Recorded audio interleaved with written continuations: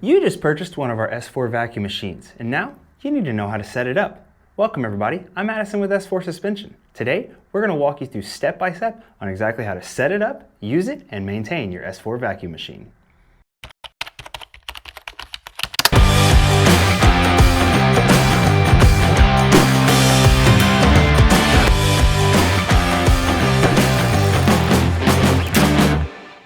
This is what it looks like when you pull your machine out of the box. You've got your fill tanks, you've got your manifold, which is going to regulate and control your pressure. You have some connection hoses, and then you have your vacuum pump.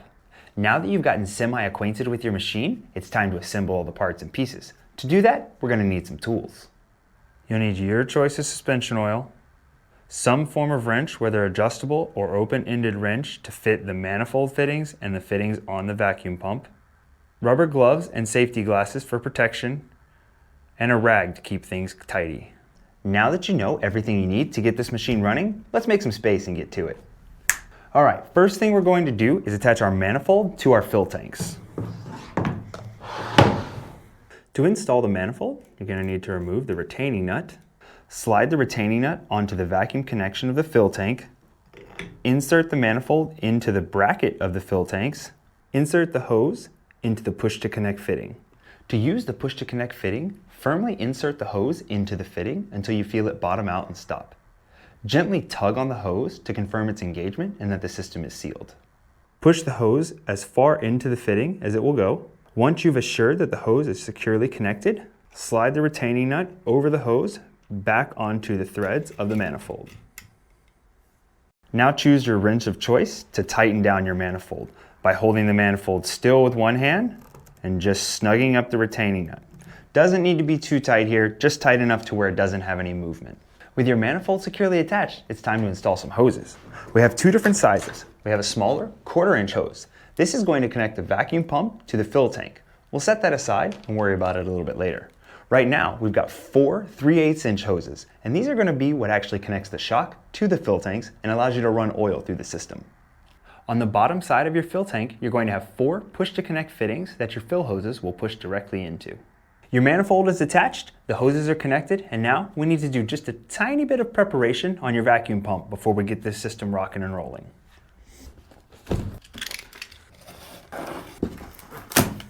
Got your instruction manuals in case you have questions in the future. There's some stuff attached to the top that you'll need. Bottle of vacuum pump oil, and this is what I mean when I say we need to prepare, because we actually need to put the vacuum pump oil inside of the pump. Once you get everything boxed, you'll notice that you have a lot of, well, stuff. But really the only thing we need today is going to be the vacuum pump oil. The rest of this stuff, you can kind of just gather it up and set it off to the side for safekeeping in case you might need it later. For today, all we're going to need is this oil. For preparing the vacuum pump, it's very simple. You've got an oil cap here that you're going to rotate off. Then you're just going to pour this oil in. Probably have to break the seal.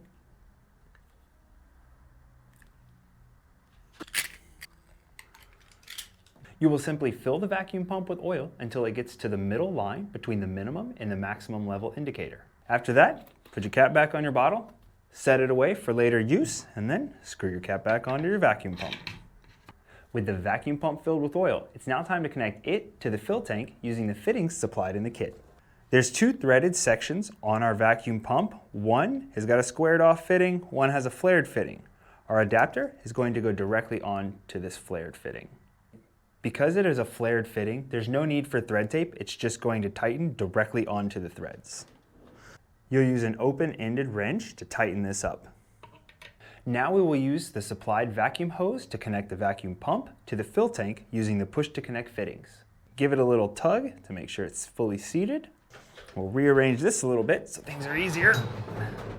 Connect the vacuum pump to the manifold by inserting the hose into the push-to-connect fitting. Again, a little tug to make sure it's in place.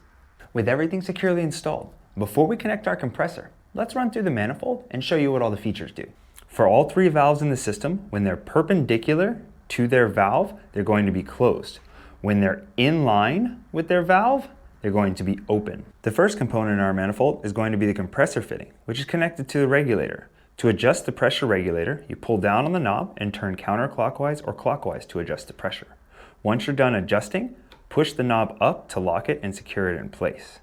To pressurize the system, you're going to close the relief valve and open the compression valve. This compressor valve is going to allow the pressurized air from your compressor hose to enter into the system and pressurize the system. Then you have the pressure release valve. That's going to be this lower switch on the manifold. This is going to release any pressure in the system and allow the system to equalize to atmospheric pressure. We always recommend leaving this valve open unless you're actively using the machine. This ensures that the system is depressurized. On top, we're going to have the vacuum valve. This valve, when open, is going to allow the vacuum pump to pull vacuum on the system. One really important thing we need to discuss before we go any further. You never want to have your vacuum valve open at the same time as your compressor valve. You could potentially force air back down the vacuum tube into the pump, causing the motor to spin backwards and potentially damaging your pump. All right, it's time to hook this thing to a compressor, perform a pressure test before we put any oil in it. Because if we have any small leaks, we want to know about that before the oil's in it, because that could be a real mess. Okay, now your compressor is hooked to your system, but we haven't actually pressurized the system yet because our compressor valve is still closed. We want to set our regulator to approximately 30 psi, which ours looks like it's right about there. That's going to give you enough pressure to ensure that there's no leaks within the system. You're going to flip your lower lever here, and that's going to pressurize your system. You can hear we got bubbles. We need to find them. Fortunately, this one's pretty big. Whoa, definitely coming out of there. Just hadn't quite pushed all these hoses in. Secretly, I did that on purpose because I wanted to show you what a leak sounded like. But now, I think we're airtight. But we're still gonna give it a shot. Let's just, a little spray on all these joints, just to be sure. Nothing up top. No bubbles there. All right, seems like everything is good to go because our master builder is really good at his job. There's something that we need to touch on before we can actually get to using our vacuum pump, and that's going to be the use of a fitting. You are going to need different fittings for the different shocks or forks that you plan on using your vacuum machine for.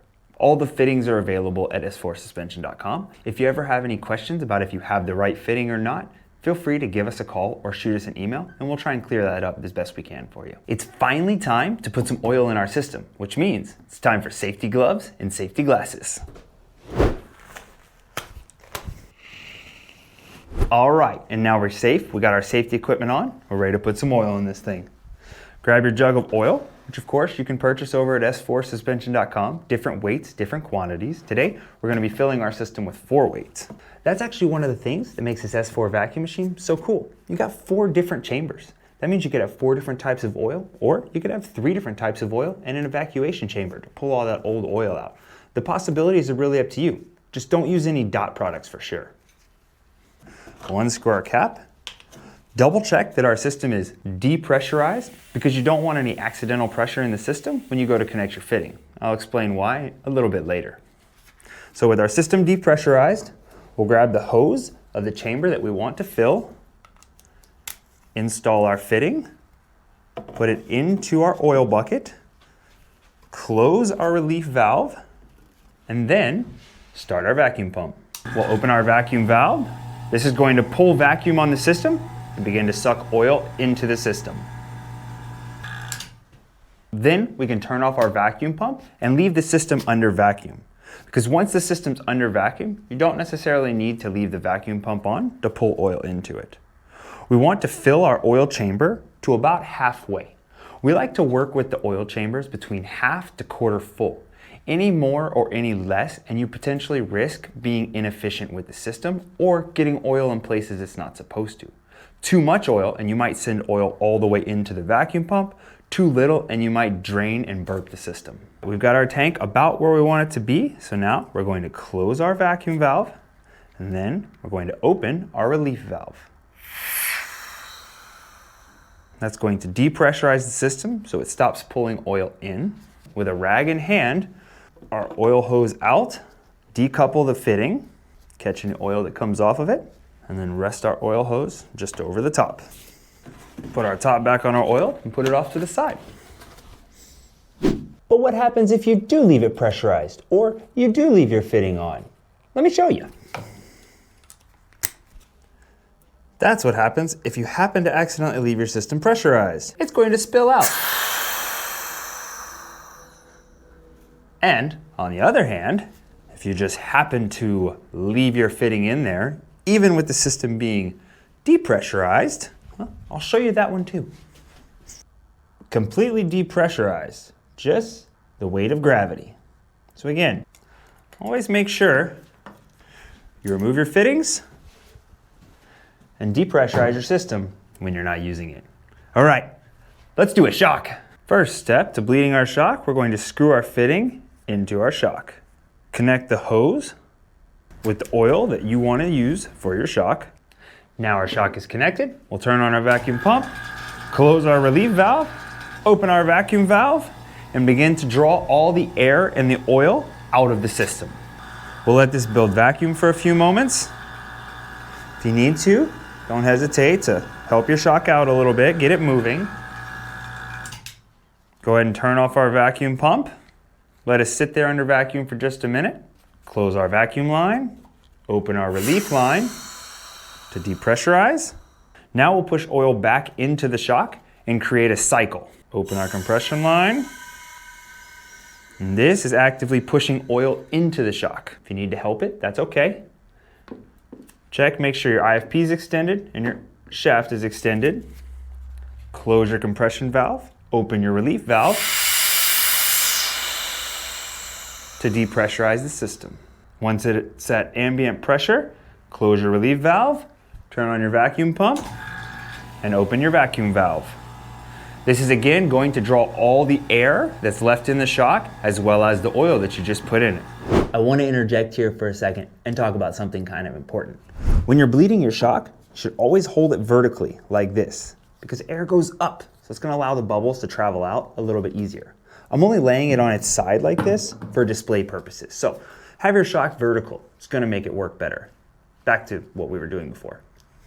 If you have any adjusters on your shock, rebound, compression, never hurts to spin them while your shock is under vacuum, just to confirm that all the air bubbles are out of any little crevices or pockets in there.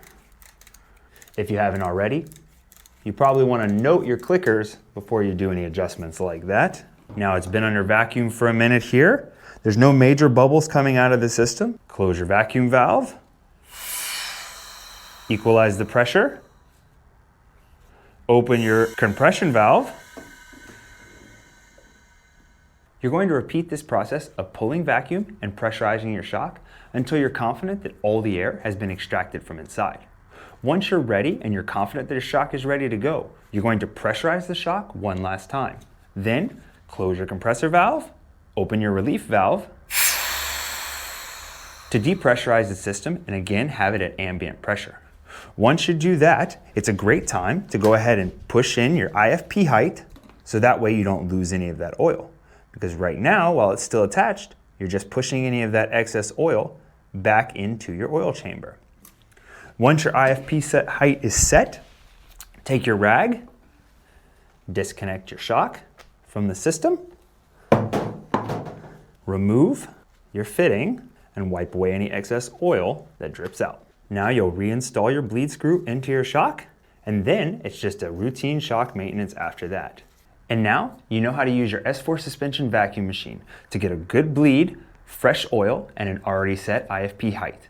If you have questions about installing your shock back on your bike or setting your sag, check out our videos right here at S4 University. For now, it's time for me to get back into the shop to continue to make your ride smoother.